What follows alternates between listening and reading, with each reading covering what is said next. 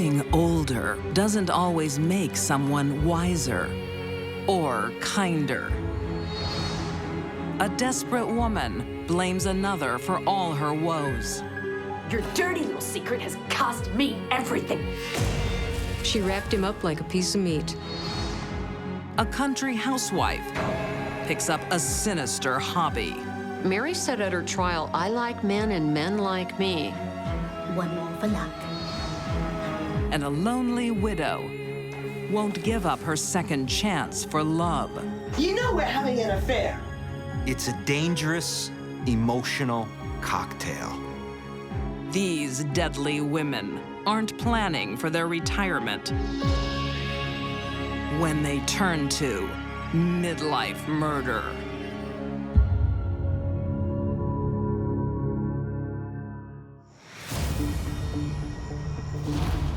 Cleveland, Ohio, 2011. I just got back from the store and it looks like my husband's, deceased. 53-year-old Jean Harrington discovers her husband's body Yeah, no, I touched his leg and he's cold to the touch. and a suicide note. He said that this is the only possible way to provide for my family. I am not quite sure what to do. It's a pretty sad state of affairs. 12 years earlier, Jean's marriage to Michael Gable starts with high hopes. Here's to us. To us. Jean's thrifty ways mean they don't even have to worry about a mortgage. Jean didn't make a lot of money, but she was very good at saving, and she eventually owned her own home, no mortgage. Then she meets Michael. Within a year, they're expecting a child. It's perfect. Jean is keen to secure their financial future by investing in a second property. Are you sure about this?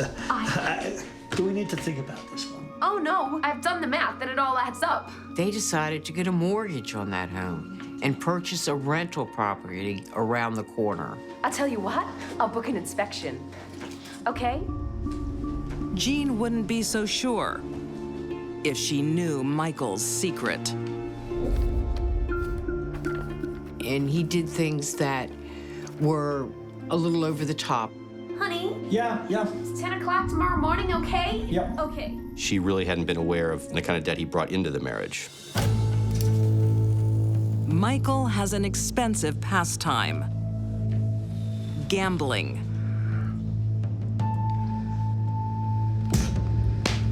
Crazy. Michael, 3 keys. Oh! He owes money all over town.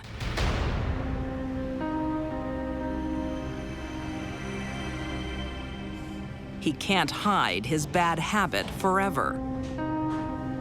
Whoa! Man, what a day. Jean had always been smart and practical. Where's all the money gone? That's how she ended up owning her own home at such a young age. I have some debts. How much do we owe? How much? Tell me. About 100 grand. Michael had a very serious problem. Michael, how could you?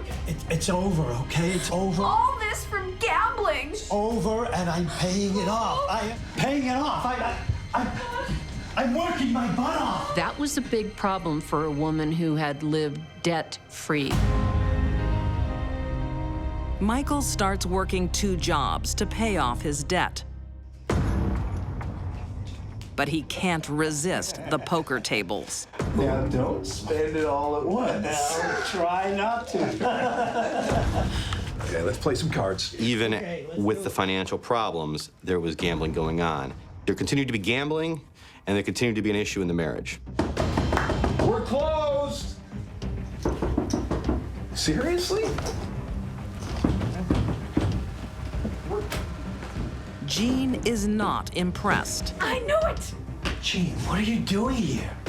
stopping you gambling our life savings away. In one instance, Gene Harrington shows up Come on. and drags Michael Gable out of because of the gambling. The wedded bliss didn't last long at all. Growing debt forces them to take out a second mortgage on the home Jean once owned. Debt did not sit well with Jean. It made her very anxious. To get them out of debt, she starts an online business selling goods from home. Oh, no. You need more layers. But instead of helping, it makes things worse. Why don't you just use bubble wrap? It's too expensive when you got a gambler in the family. Jean was extremely depressed, and one of the ways she dealt with that was to spend money herself on silly stuff, stupid stuff, things she didn't need. Oh, no, not the cats. I'm keeping the cats. The items she sells are but a fraction of the items she keeps for herself. Oh, Jean, you don't need any more junk. You never can have enough cats, I say. She was a hoarder. She wouldn't get rid of anything. 80% of the house was packed with junk. 10 years later, the passion between Michael and Jean is long gone. But they stay together to bring up their son. I need you to sign these forms. What are they for? The mortgage. Raising him in a volatile home for a decade. It was a very tumultuous family life for their son. Is this really necessary? Your dirty little secret has cost me everything. Her anger kept getting more and more intense. What about your spending? Don't you dare blame me for the mess that we are in. Over the years, their roles switch. I am closing the joint bank account. Michael isn't threatening their finances. It is Jean's hoarding. I'm not gambling anymore. Sign it. Now! The police say they were called to the home at least 10 times in a 2-year period, but neither of them would ever level charges. Get back to bed! By 2011, they reach the breaking point. Jean has run up so much debt, they are about to lose everything. They were going to lose their home. It was in foreclosure, so there was definitely a massive financial pressure on them.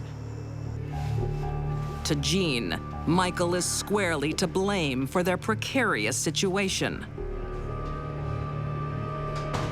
When you've worked hard all your life and find yourself suddenly homeless, Good. it's a pretty sad state of affairs. Michael! Get in here! Soon, this family of 3 will only need accommodation for 2.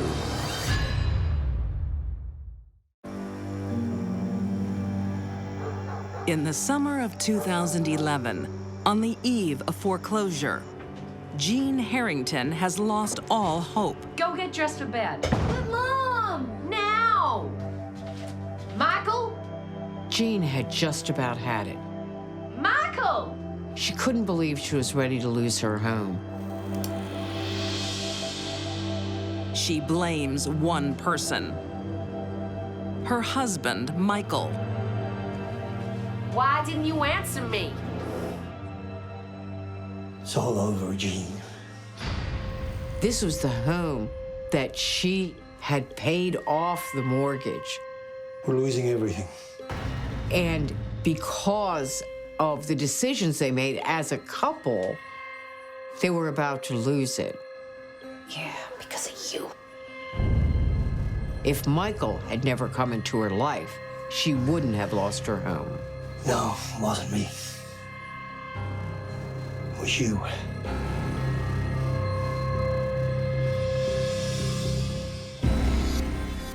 Jean was angry, and Michael was going to pay.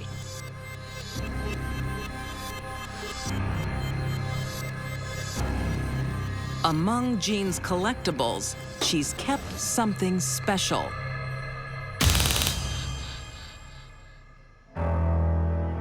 Nobody buys a stun gun that isn't planning on hurting someone. The way Jean saw it, Michael ruined her life.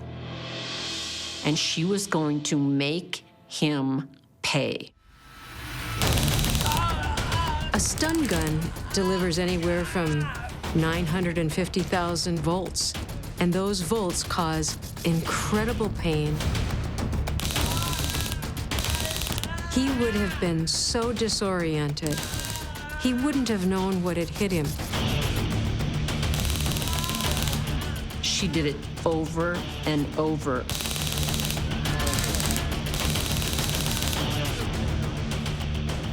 She left him totally incapacitated, unable to move. And when that happened, she beat him up. She busted his lip. She bruised him in various places, caused cuts and contusions. And she still wasn't done.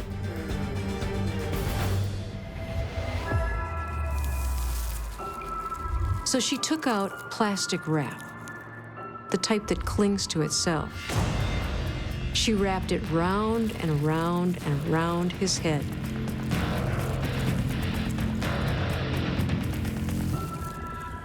Air hunger is one of the worst things a person can experience.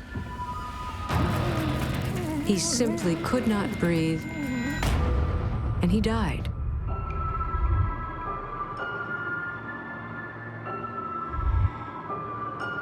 She wrapped him up like a piece of meat. She just had no place to send him.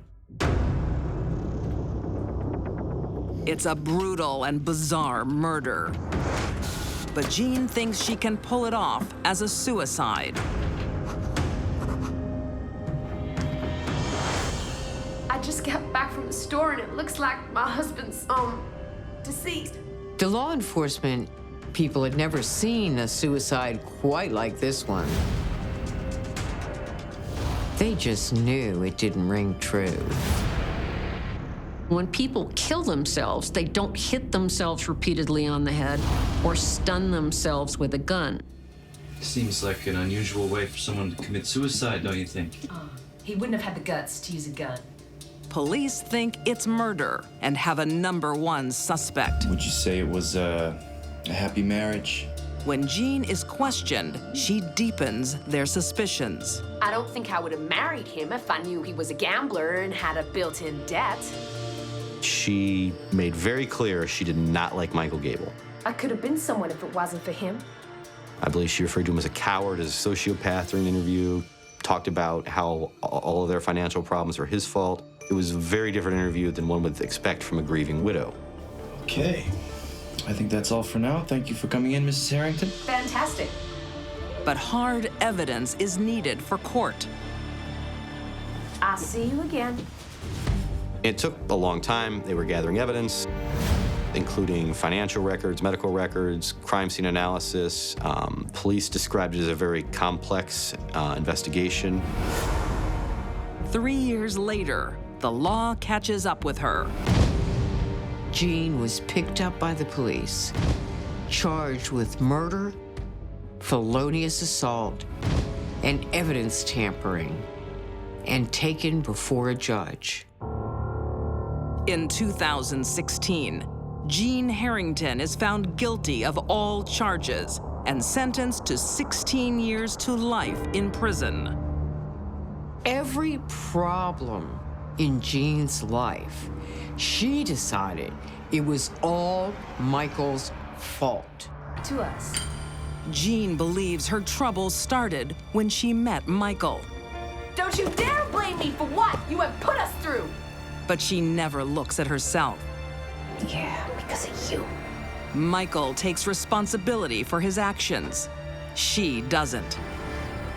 It's much easier to blame him for everything. He further and further and further lost her trust until she couldn't think of anything else to do but to try to get rid of him.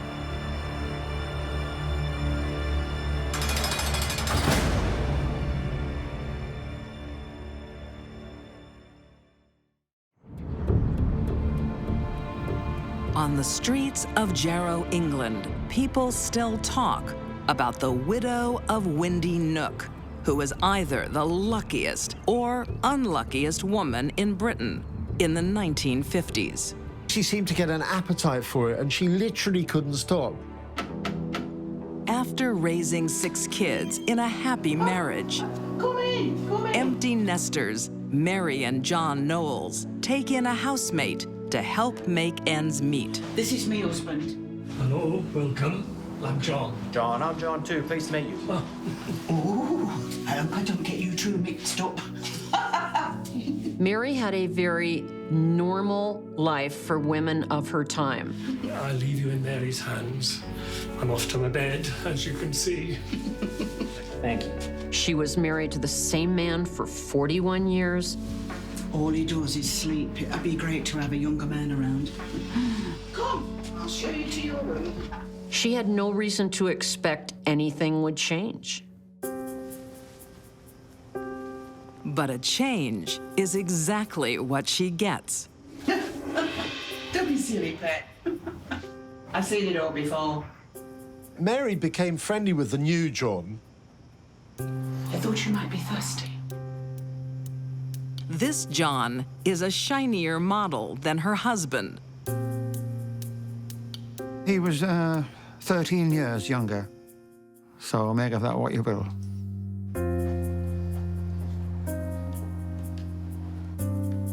By a remarkable coincidence, soon after the housemate arrives, her 76-year-old husband gets sick.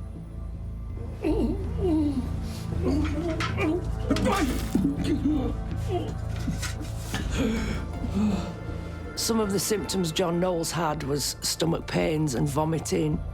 I'd like you to give him 1 teaspoon of this 4 times a day, okay? What's the matter with him, Doc? Look, it's hard to tell, but that will help with his vomiting and pain. Thank you. I'll see you out. But Mary is there to administer the right medicine. The local doctor prescribed cough medicine to try and treat John Knowles' illness. Here we go.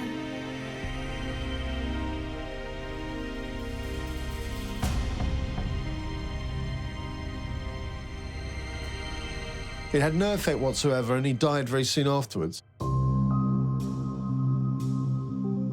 The doctor didn't hesitate in signing a death certificate, and there was nothing suspicious seen by anybody. And just like that, Mary can start fresh with her new John.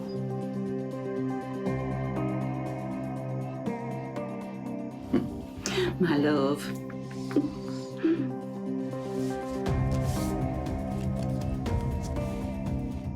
Can you stop laying there? But he doesn't live up to her expectation. I want to have some fun. In the bedroom. He wasn't what she thought he was going to be. Worked 12 hours today. I'm really tired. It wasn't enough for Mary. She wanted more. Thank you. And before long, tragedy strikes again. John Russell didn't last particularly long either. He got very seriously ill. And by Christmas, he had died too. Again, doctors see nothing peculiar. In those days, 2 men of that age, those deaths wouldn't have aroused any suspicion. Mary has plied her 2 lovers with rat poison. When Mary was preparing dinner, murder was served.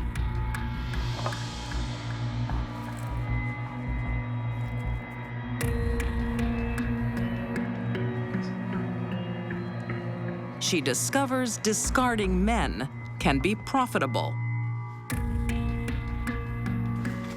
I think Mary was acquiring a taste for murder and money. You're looking well, Mary. Oh, I'm feeling very well. Within a year, she meets a new paycheck.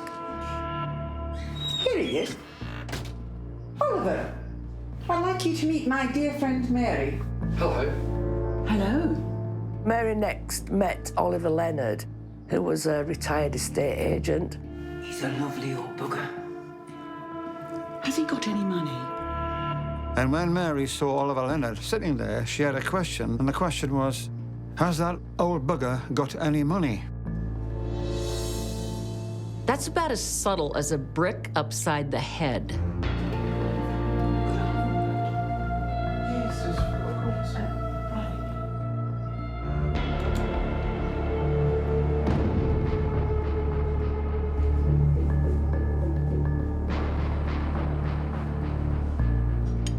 Mary wastes no time. She knows how to win over a man.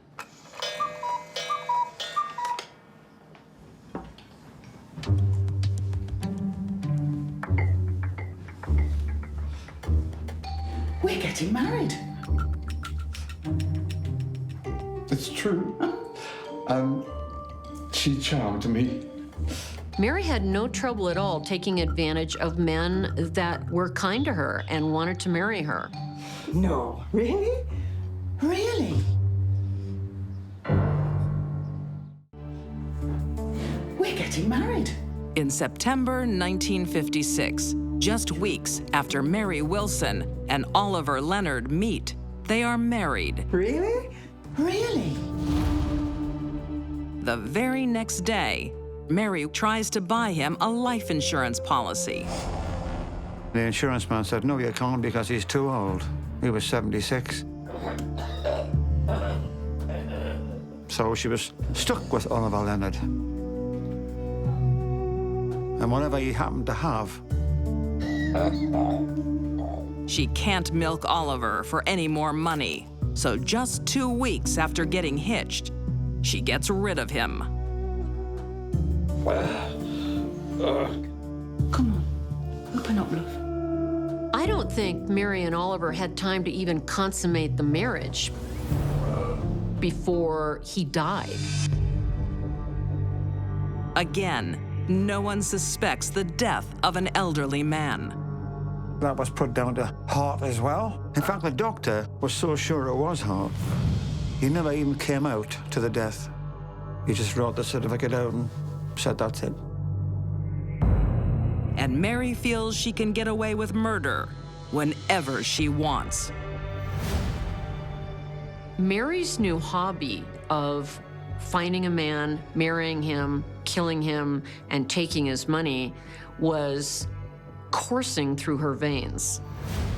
Her string of misfortune in quick succession is earning the widow of Windy Nook quite a reputation.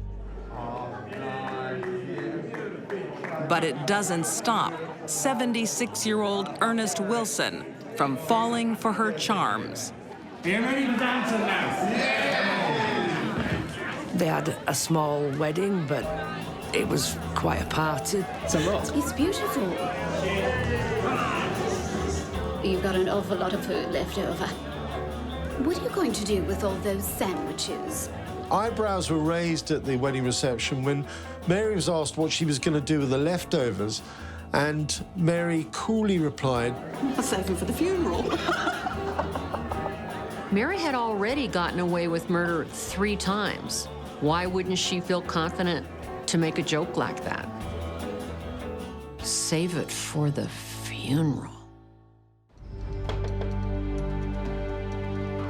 And true to form, within 2 weeks, Ernest has been taken into hospital. I don't want to be alone. Can I stay the night with you? Of course. Mary went round to her neighbours and said, oh, he's got so bad he's gone into hospital, and I'm a bit scared of being in the house by myself. Can I come and stay with you? Mary arrives with more than a change of clothes and a toothbrush. Whose watch is there? Oh, it's Ernest's. And Mary had a bag with her, and in that bag was a gold watch, which was her husband's. I'm trying to sell it. And Mary said, I'm going to sell it. The next morning, Mary, returns home. You will get a shock. Ernest was laid there dead and had been dead since the day before. Oh, Lord. You said he was in hospital. Did I? I don't remember saying that. Losing one husband is unfortunate. Losing two is careless. But losing four is suspicious.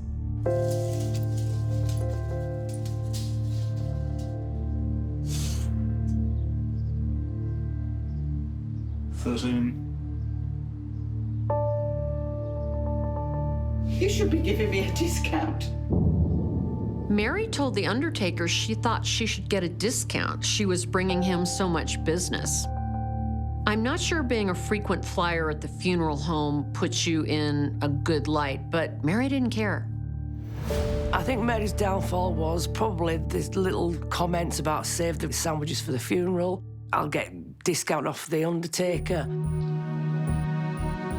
The police soon hear rumors of Mary's strange behavior. So when you say acting strangely, what exactly do you mean? Well, at her wedding, when I asked her what she'd like to do with the leftover sandwiches, she said keep them for the funeral. Finally, the jig is up. Mary may have thought she was being funny or didn't care about the things she was saying to other people about her husband's deaths, but the police took notice. It was the beginning of the end. They exhume the bodies of the four men and find the answer to everyone's suspicions. They found in their stomachs phosphorus, which was used in rodent poison. Mary Wilson is convicted of 2 counts of murder and sentenced to death. Well, Mary would have known that people are dying agonizing deaths, but she was obviously prepared to keep on doing it for gain. Mary never meets the hangman. Her sentence is commuted to life in prison. She dies in 1963 after serving just 4.5 years behind bars. Mary's children reported that when they visited her in prison, she was always in good spirits. That doesn't surprise me. Psychopaths, such as Mary, don't feel guilt and remorse. The merry widow of Windy Nook goes laughing to her grave. Mary said at her trial, "I like men and men like me." They liked her right up to the moment they died.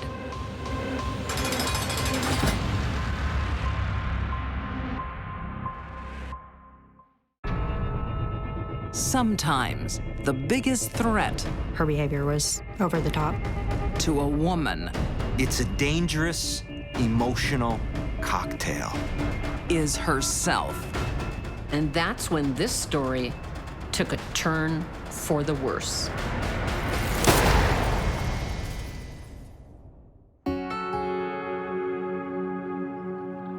In 2015, Granby, Missouri, 65-year-old Connie Sanders Ford has just lost the love of her life. Connie's husband died at the age of 74. After his death, she seemed to nosedive. When elderly people lose a spouse or long-term partner, it's much harder on them than when a younger person loses someone they love, mainly because they feel they have less to look forward to. Consumed by grief, Connie shuns the outside world. Connie's estranged from her neighbors and her children. Who knows how we all respond to the death of a loved one we've been with for decades? Everybody's different. There's one old friend she does connect with, 58-year-old tree trimmer John Jordan. Connie had hired John to do some tree trimming and some roofing work, I believe.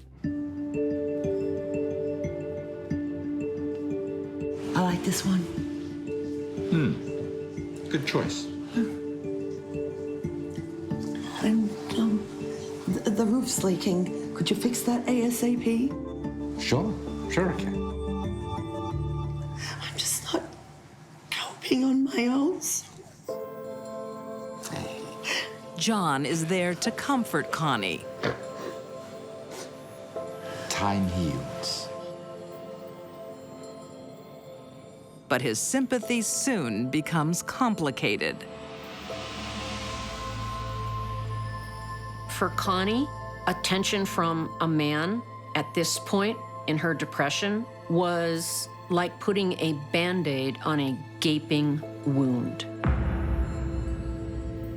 It wasn't much, but it was enough. Romance brings Connie out of the darkness.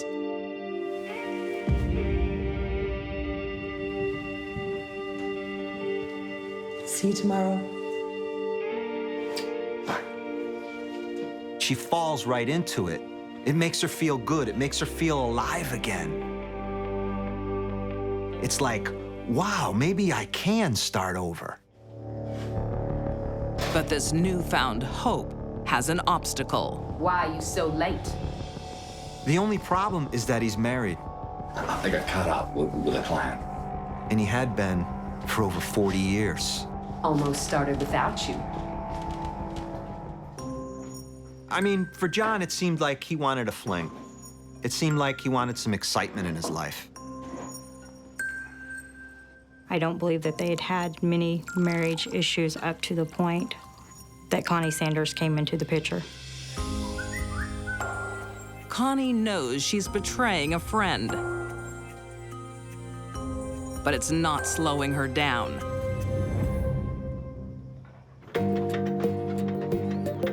Her feelings become deeper. Hey. She has found a savior. Trying to keep your hands off me, huh? No. Someone has pulled her out of that dark hole and she's feeling good again. She's reinvigorated. She sees life again. She sees romance again. The roof's finished. That's my man. Connie showers her lover with affection and grand gestures. That's way too much. Connie overpaid John approximately $15,000 for the job he did. Oh, take it. I don't want to pay tax on it anyway. He wants to give it back to her, and she's, no. I want you to keep it because I don't want to pay taxes on it. But her generosity is motivated by more than taxes. Is Connie basically leaving her stockings on the counter, hoping that she's going to go back and get them someday? Is she leaving John the money, hoping that there's that tie between them that can never be severed? She knew she didn't have a lot going for her physically, but what she did have was money, and she used it. John only sees Connie as a friend with benefits, but Connie wants commitment.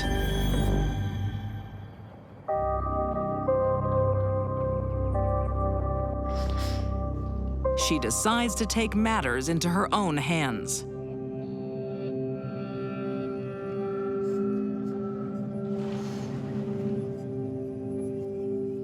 John! She goes over and walks into his wife's kitchen. You're pathetic. You know we're having an affair. She tells her, I'm your husband's lover. Connie. You're pathetic for staying with him while he's cheating on you. Get out! Stupid woman. You need to leave. I think she figured if John's wife threw him out, she'd be there to catch him. I'm so sorry. John makes a decision. I won't see her anymore. His fling with Connie is over. John. Connie.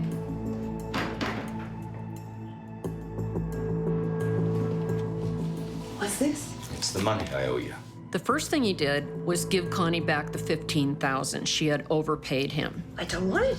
I can't see you anymore. You're out of my life, and I don't even want your money. I won't leave my wife. I want my wife. That didn't sit well. Connie finds herself back in a dark place. She's, at this point, ready to do anything to get back at him. And that's when this story took a turn for the worse.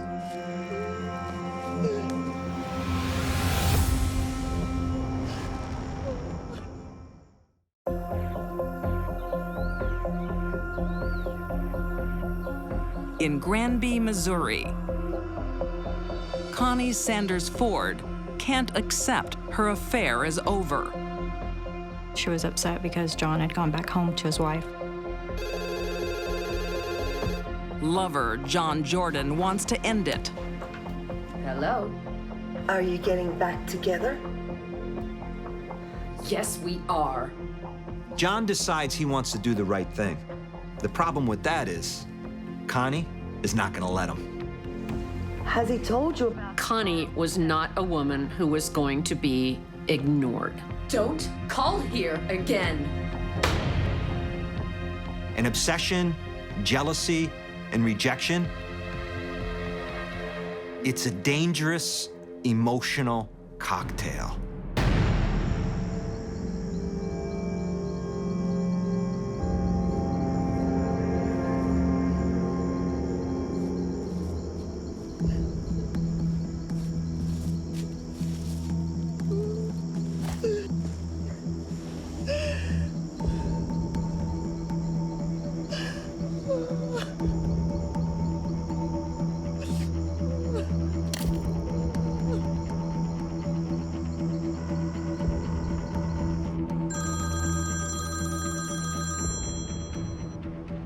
Hello, Connie. Hey, John. Connie had called John and stated that she was at the cemetery and that she was going to commit suicide. Keep listening. Nothing mattered to her anymore, except ending the pain. But she can't bring herself to do it. Connie! Connie! She wants to give herself one more chance. She starts stalking them. She starts showing up at the house. Hey, do you think this is finished? Connie becomes the atypical fatal attraction woman. We've taken out a restraining order on you, Connie. You need to stay away from us. Restraining orders were obtained. Do you want me to commit suicide? But restraining orders rarely stop a charging bull. It'll either be me or you! And that's what Connie was. Go away, or I'll call the cops.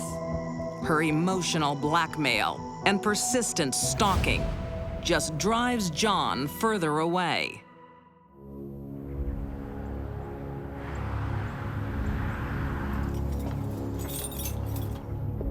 What do you want, Connie? Connie's got one more ploy. I just want to talk. On March 30th, 2015. Talk inside. She's there to collect a debt of love.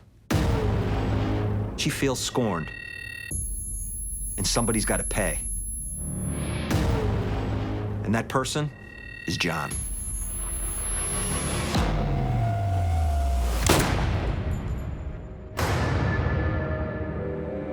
There was a one shot to the chest. The bullet went through part of the heart and into the liver. He died quickly. Here's a guy she supposedly loved. Here's a guy she supposedly wanted to be with. And now she shot him. Connie hasn't considered what happens next. She's got no plan, no alibi, no clue. She goes to a friend's place and unloads. I shot him! What?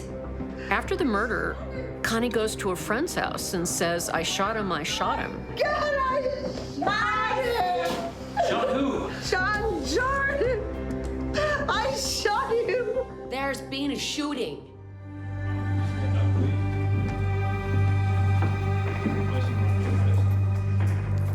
Connie advised the officer that she thought it was all a dream. It feels like a dream, and I'm gonna wake up. But her dream is heading for an abrupt end, behind bars. In 2016, Connie Sanders Ford is convicted of first-degree murder and armed criminal action. She's sentenced to life in prison without parole. She's a killer. She's gonna pay the price for that. And that right there is a dream she'll never wake up from. When Connie loses her husband, it leaves a big hole in her life. She thinks she can fill it, but she's wrong.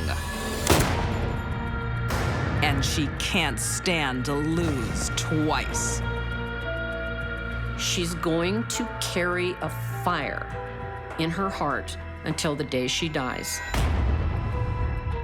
Not of love for John, but that he got exactly what he deserved.